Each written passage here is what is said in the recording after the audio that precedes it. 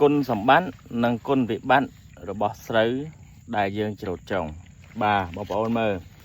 ស្រូវមូលហេតុដែលច្រូតចុងគឺស្រូវដែលលើសសារជាតិចិញ្ចឹមពពួកអាសូត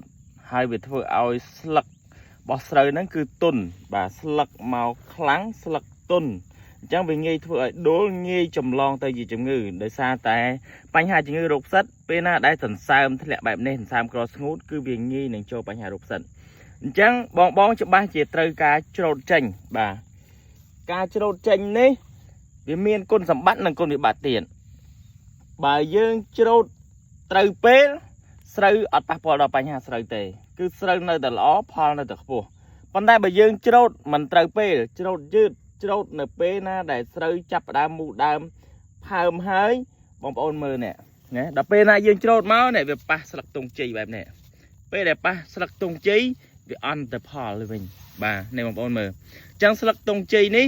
ក៏ជួយជំរុញផលដែរជួយជំរុញ